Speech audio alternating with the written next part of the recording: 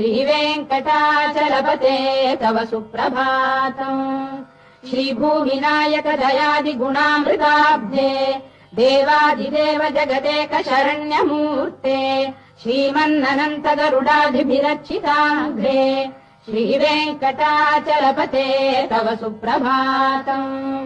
श्रीपद्मनाभ पुरुषोत्तम वासुदेव वैकुण्ठ माधव जनार्दन चक्रपाणे श्रीवत्स चिह्न शरणागत पारिजात श्रीवेङ्कटाचलपते तव सुप्रभातम्।